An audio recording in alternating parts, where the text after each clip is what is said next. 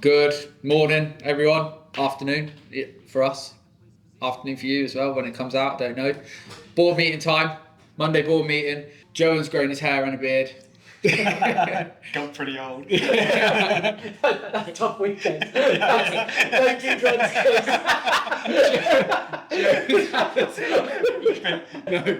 No, we've got Ollie Cooper here. He's filling in for Joan today because, well, we'll tell you in a minute. We'll run through all the other stuff really quickly.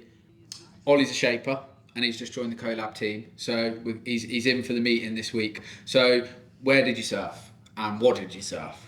I surf my regular spot, per usual, but I had an interesting Friday, Saturday, Sunday, surf the 7% Evening Star, which is, we're getting a lot of interest since our video because it's an awesome board. And I learned so much about that board and myself. Friday, onshore, quite big, it was a nightmare. It does not, I could not get it working and like kind of stop-starty, jacky-uppy, it kind of likes a bit of space. And that glass was hard and I came into contact with it a number of times. Did you? Yeah, it was one of those surf. Pardon? Did you cry? No, I always gave up though. Yeah. Like but you came in, I was like, I'm shit at surfing. I don't want to do this anymore. Like, so I had a really shitty surf Friday. Then Saturday morning was I was like woke up and I was like, I need to go and surf again after that. Good, wasn't it was so lovely Saturday morning. It was like 2 3 foot, maybe just pushing it on the set. Surfed it as a twin fin. It was perfect for it. I had so much fun. That chat we had and talking how important it is to get your back foot as far back as possible on that board. So I was really how far back, literally on the leash, and it was just going. Loved that. Then Sunday, last like 8 till 10, and Sunday that just really worked last night. I had such a good surf. Although it was almost like it was squeezing on head high. I was going 4 foot just above. And on the sets on that, I was surfing as a twin fin. That was pretty much the limit on a twin fin. It was so fast, out of control, but quite a long straight rail, and it just felt a bit too locked in, a bit too out of control. A lot of fun, but definitely single. When you see a 4 or it starts getting shoulder head above. Having that central fin pivot. Yeah. I really needed it. And you could add the Widowmaker set as well. You should try that. I reckon winter surf, when it like starts pushing like 1.5 double, I'm going to go Widowmaker and see, because that's a lot of fin in there, but I reckon that'll really go. But yeah. I want to slow it down a little bit. Exactly that. When it's like that. Exactly that.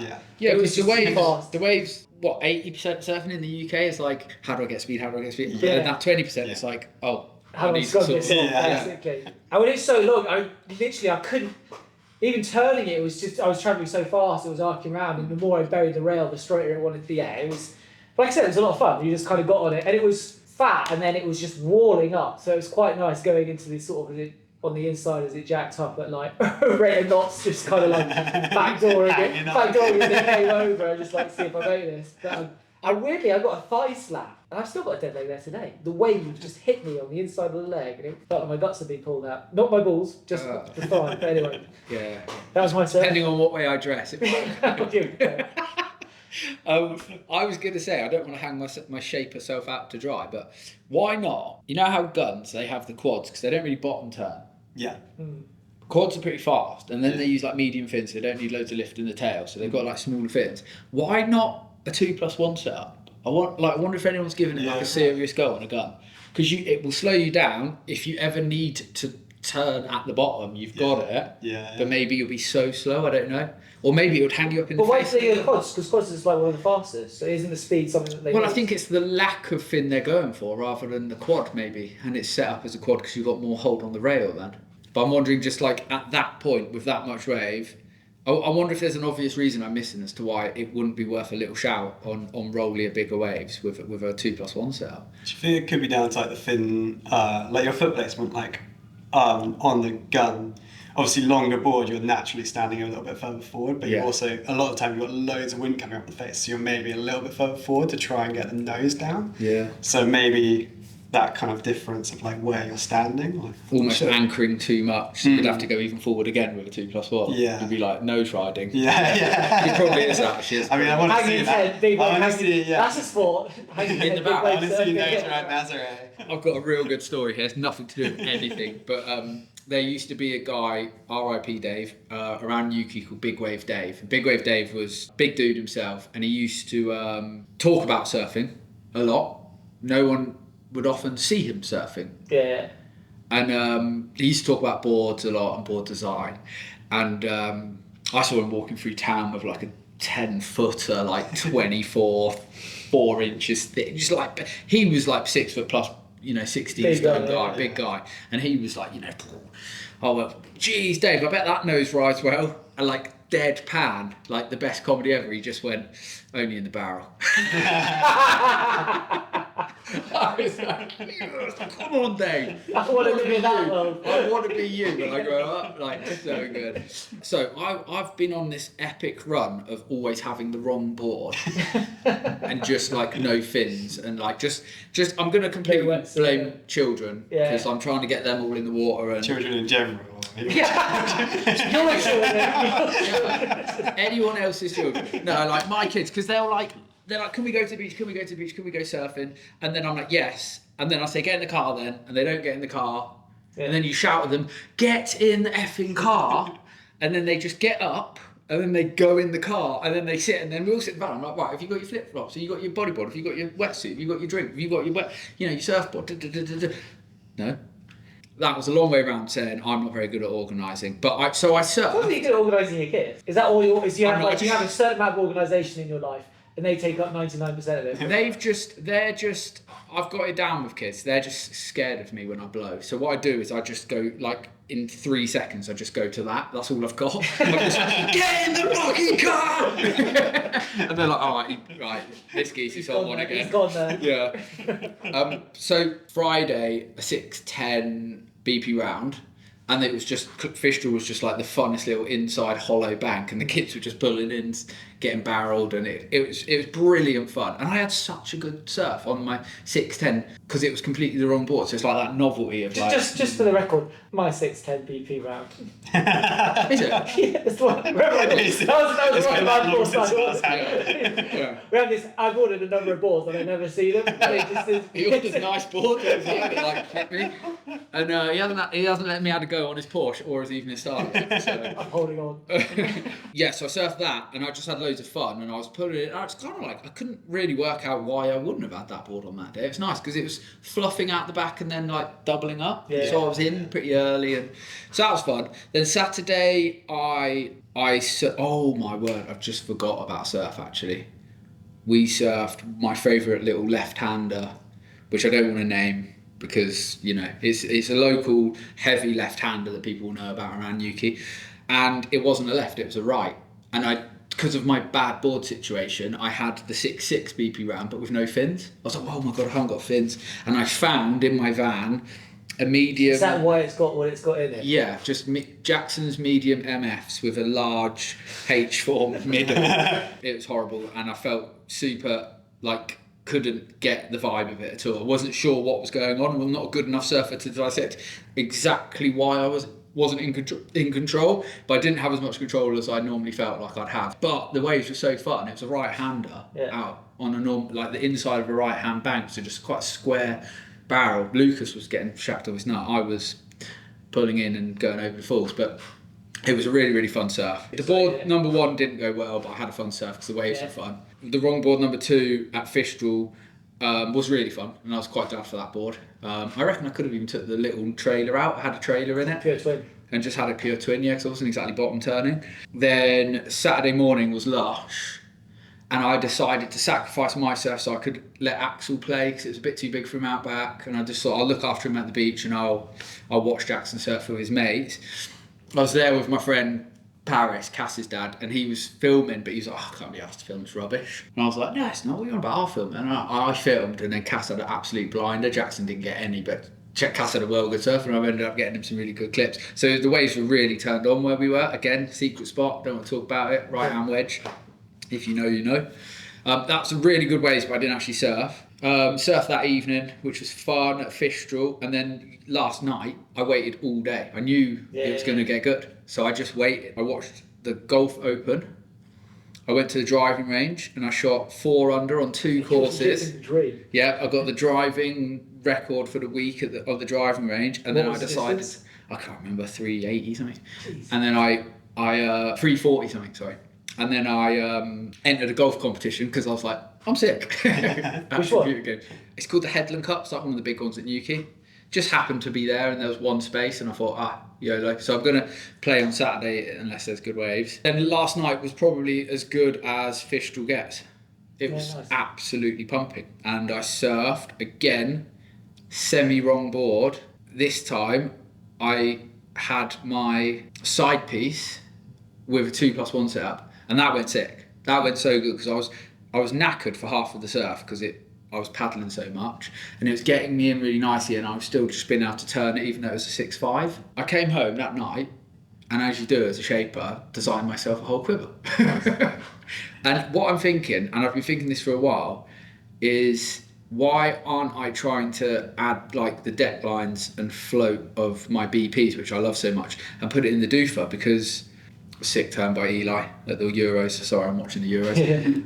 A 34 and a bit litre 6.0 doofer, and I feel like that's the new doofer version, and I'm going to just test it and surf it first. But I think that's where I'm at. It's like I need this little pocket nug thing, but I just need the foam. Essentially, you've just got forward foam and flatter decks and thicker rails. Thin tail still, so it's characteristically looks very similar to the doofer, but it meant by taking the stringer up an eighth, the central thickness, and allowing that just to cover the deck with the new deck line, I got over 1.5 litres out of the 6.0. So anyway, watch this space back because I'm pretty excited for that as my new board, 34 plus litres in a 6.0. Feels good. Where'd you go?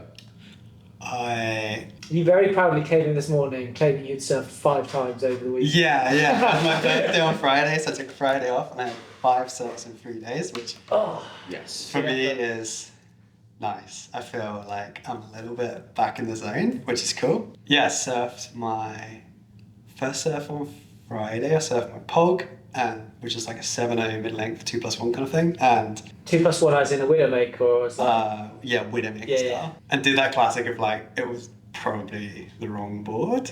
Like if I'd known how big it was, actually I wouldn't have taken that board, but I was already down at the beach with it, and I was like, oh, okay, cool. But yeah, actually it was kind of cool because kind of taking that board out in something bigger than I normally would, though it was like a little bit fat, it maybe, don't know, you just gotta get to explore a bit, don't you? Yeah. Like you wouldn't normally take it out, so it's cool to give it a go, and it actually went really well, and it forced me to just like get my foot back and like just like pleasantly surprised, which is cool. And then like the other few days it was just small and fun and clean, like chest high maybe. Surfed a 5.0 that I've been working on. 5.0? 5.0? Oh, no, hey. no, hang on, 2.0. No, name of the model.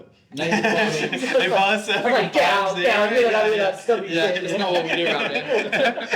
it's 5.0 and 5.0 wide. That's the only thing I'll play me. No, it's 2.0, which is like 5.7. Okay. That's what we were talking about. Right? Yeah, that was what we were talking about. Yeah. And that's like flat deck chine rail. Like it makes an insane difference, doesn't it? Just like in terms of like within that outline, like my fish is the same size, but this thing like just sits a little bit higher in the water and gets up planing a little bit earlier, and like well, I think that it's cool with the flatter decks. What it does, so you can actually take away volume at the foil as well when you start getting like fruity with it, and it doesn't do that unless you really make it do that. Got to be more conscious effort to do it. Yeah, so the stability you get initially, i.e. when you've got low speeds, just makes loads of sense. And I always put a flatter deck on my like small wave high performance boards, but I always feel like when you do make another board for like myself, that I'm instantly going, well, I'm not going to do it high performance because I'm not a high performance surfer, but realistically I just want the easiest board to surf well. That's it, So flatter decks, mate, I'm all for it. And then trying in the rails if you go real hell yeah, especially if you can have like a straighter fish outline, you can actually make the board shorter as well.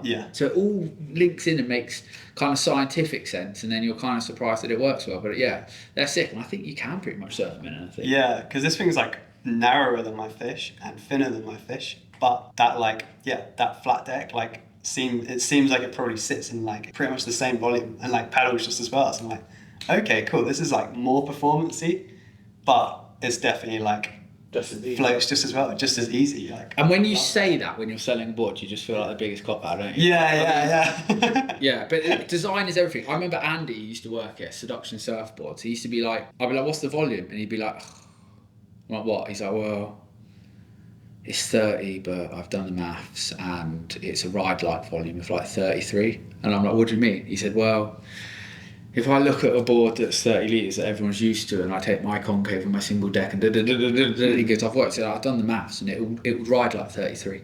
He said, you won't know. Yeah. And I'd be like, shut up, mate. But it's like, it is true. R6, and we all had fun surfing. It was a good weekend. It was a good weekend. So those weekends where you surf plenty, Luke's 38, he's nearing 40. Like, we have been talking about how much. You have got 39 in the middle of that. You have got 39 in the middle. Yeah. It's still a mile away. Yeah. Appreciate it. Yeah. He's turning 40 in 2 years. Yeah. Big deal. You start feeling like an old man on Monday morning after like a full weekend of surfing. You're just kind of like, oh, creaking. Like, definitely feeling it today. Right, come on then. What's going on online? I know what's going on online. She told me earlier. It's like my favourite board Is it? to look at. 100%. Like that, Not touched. like, imagine a red greeno in that. So we have the Love Machine V-Bowls, this one in a 7.6. And it's kind of following on the That's theme. the tri-plane V-bowls as well. Just for any love lace advocates out there. Tri-plane, as in, it looks very FM-y on the bottom. It's just got, it's a V-Bowls with a tri-plane, basically. So it's like the new one that he's released on Love Machine. So it's very slightly thicker, and it's got the tri-plane on the bottom. So a tiny bit more pivot. It's got that kind of longboard pig silhouette, sort of like packaged in a much shorter format. It looks really interesting, like surf on the back foot, single fin. Following on from the 2 pedestrian ships we put on live last week, it's a Volan glass job with a gloss finish. And with a black stringer this time as well. And gold logos. And gold logos. I mean, this is definitely bikini on the front, sort of this is kind of board. Yeah. It's a beautiful board, really lovely. So that's going online. You have to buy a red fin with it. Like rules. Yeah. Yeah, obviously if you order a fin with the board, we can order whatever fin you want in for a discount Red as one. well. As long as it's red. As long as it's red. Anything you want, as long as it's red. Yeah. But yeah, that will be going on. Really. What's wrong with it? I was going to ask you that. I can't find anything wrong with it. There's a ding somewhere. Is there? Yeah, if I have a flick around the edges, I can remember it. What, like a ding? Like a we've moved racks ding. It's like an absolute micro crack. There's no point even repairing it. It's just a little tiny hairline crack, but I just remember it. Well, okay, there's nothing wrong with it, so we'll repair it. You could literally get rid of it so you can't ever see Exactly, you can't ever see it. Pricing, we're doing nice pricing on these boards, probably around $8.50. it. $8.50, yeah, that's a fair deal, because it's not like there's absolutely nothing wrong with the board, but we will have to repair it to make it look brand new again, and we're being honest about it. So, and it's a 7.6 as well. Yeah. So you can check that out on the Colab in stock boards page.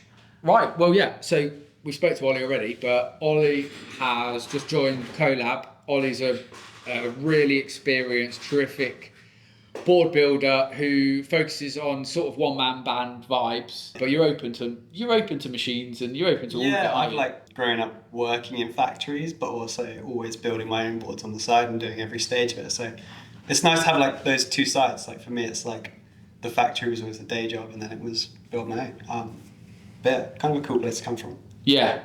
Yeah, so, sorry mate, just as you're doing that, Leon Glatzer just went absolutely... It's like the worst interview ever. You don't get Parky watching football while he's interviewing. Clearly looking straight over your shoulder. We're talking about this after, but the Euro Surf is on. We got team riders in. I'm sorry. So I'm stoked. I'm really stoked. I've been badgering Ollie to get down here for what? 2 years? Yeah. What swung it? Like how? Because like he has been. He's Under the table telling me, like, deal. you last year. He's like, Yeah. we need to get this guy Ollie on board. Like, and I've checked because like you have your own brand, Cooper surfboards. Yeah. Making some sick shapes. So yeah, how come you did? I think maybe it's one of those things that we've talked about and possibly doing a bit about in the future, but like as a one-man band, you do every single stage and you have a point where you top out and you cannot, your productivity is like maxed out, and it's like, okay, well, where'd you go from there? For me, working in factories like on the side, I've always seen the benefit of working with other people. So I've got to that stage where I'm busy, and I think when you're busy, sometimes you burn out, sometimes you have to put longer wait times on your boards than you'd like. So yeah, the benefits of like coming in and just working with like a solid experienced crew, like you suddenly start to see it. And you get to surf more. You get that time. More legit again. Yeah, and you're not like, I don't know, there's like, some people love working by themselves, but like at the end of the day as a shaper, working by yourself, you can be in a shed all day and not talk to anyone. Yeah. And that's a weird existence. It's like, weird how it's glamorised, shaping. Yeah. And it really is like a pretty dank job, and you are just in a box on your own with your own thoughts. Now, I always wanted Ollie on board because of he's like me, like he'll rather spend half an hour extra just so he knows it's exactly how it should be. And like with that ethos, I think you can always build good products.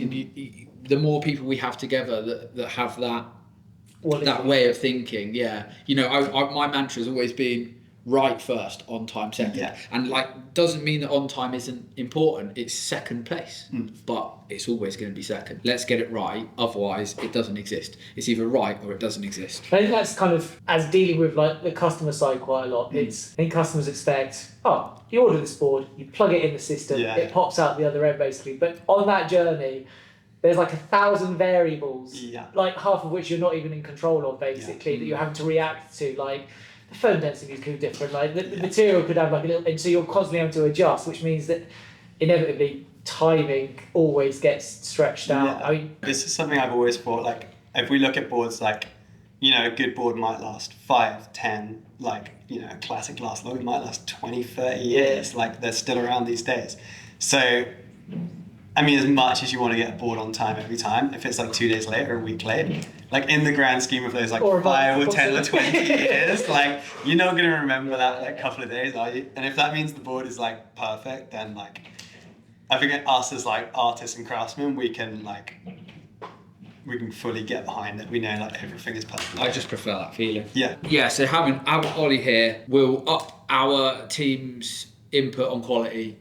It gives us another brand that we can show to people in an area that we sort of don't focus on, which is that fishy kind of user-friendly board with a slight classic kind of ode. How do you describe yourself? What's on your dating profile?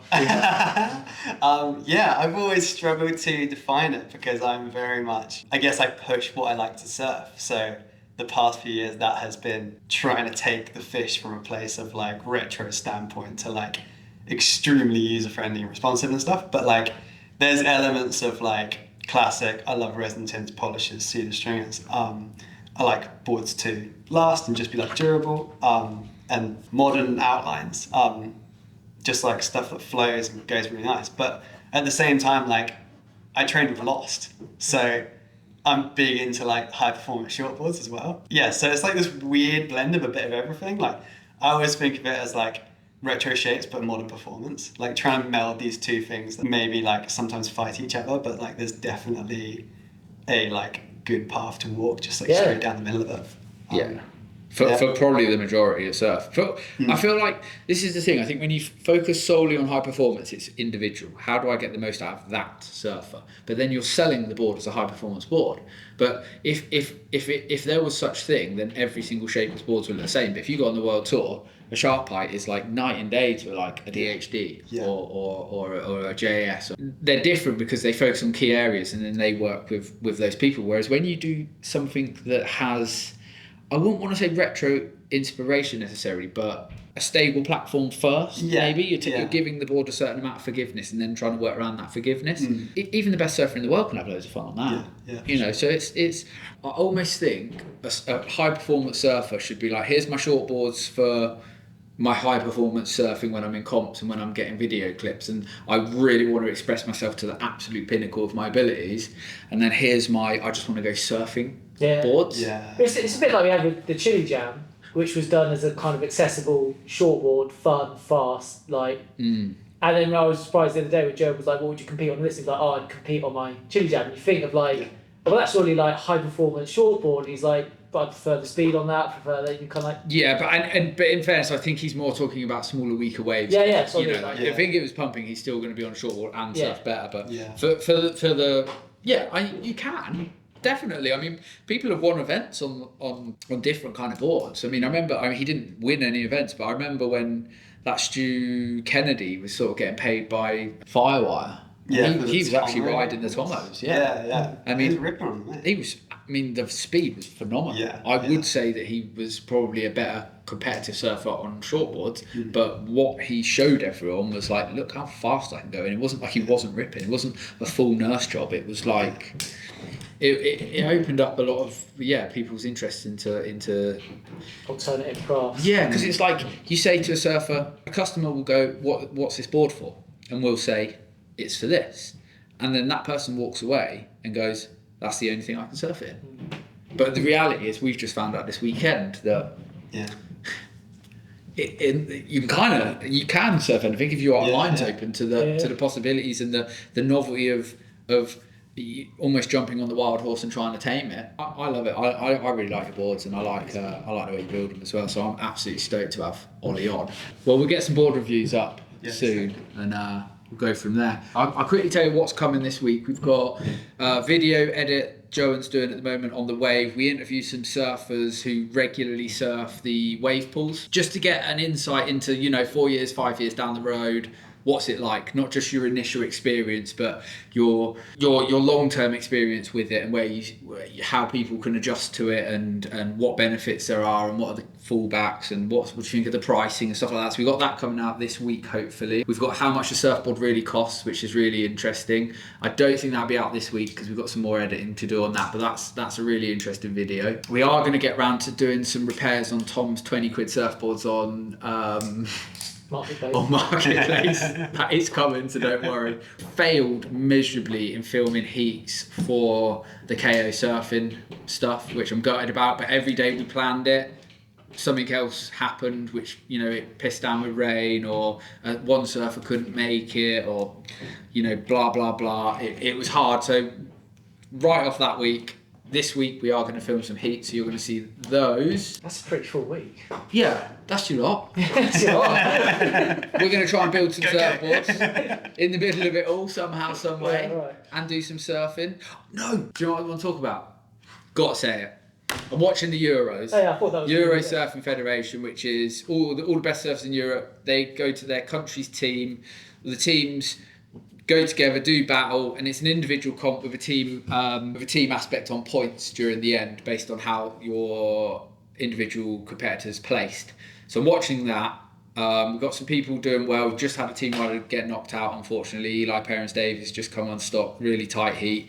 Just before that, Finn Gillespie, another UK England guy, just got knocked. But there is some other good surfers in it, but the judging has been so bad that I'm watching. Maybe I don't know, because maybe I know nothing about surfing, who knows. But just for the record, I watched a heat with 2 English girls, Charlotte Mully and Lauren Sandland, and 2 Portuguese girls. Not any of the girls' fault, but it's basically England versus Portugal at the Euros on a Portuguese beach in Portugal. With Portuguese judges? Potentially, I don't know. I don't know. Definitely Portuguese commentary. The highest wave scored was a 6.5 by Charlotte Mully, the English lady, and she battered a section, and they gave her a 6.5. And then with a minute, and then she was in first place, Portuguese girl in second place, and then Lauren, I think, was third or fourth. And then the other Portuguese girl was last. So she was sitting in third. She required a 6.3 with a minute to go. She takes off on a wave, takes off, bottom turn, top turn. Not the best, most dynamic turn you've ever seen, but not a bad turn. Completely on rail, then bottom turn, then cracks the middle turn, which I thought was nice and snappy, straight into a bottom turn, and then tags the end section, right out. Third one was the best. Three turn wave to the beach, everything, no pumps, all seamless, linked. The commentators are saying, oh my God, the English girls have taken the heat, and well done, and blah, blah, blah. The judges pulled the score up, and it's a 6.3. Here's the footage. Let me know what you think.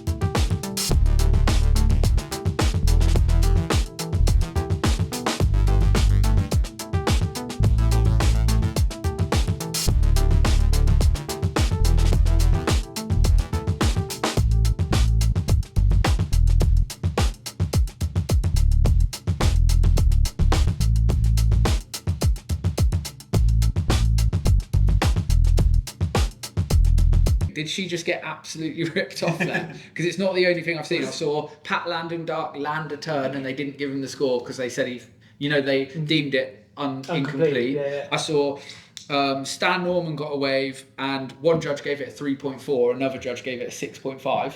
Yeah, on one wave. Range is wild, That's isn't it? outrageous range from the judges. I blame Brexit. 100% Brexit. And was it similar conditions to kind of what we're watching now? We're watching it now. Same. Yeah, okay. So It's like, a beastly close. for someone to link together like 3 turns and that, It was you're hard. doing well already. Yeah, so take a look and let us know what you think. I just wanted to get at that, but well done everyone else who's competing. Good luck to all the people that are remaining, the repercharges, and in the final heats. Hopefully we can pull some results out. our butts, even with maybe the judges possibly against us, or maybe I just read surfing wrong. I don't know. Well, see you this time next week. Like, comment, subscribe, do all that stuff. YouTube makes us. Bye.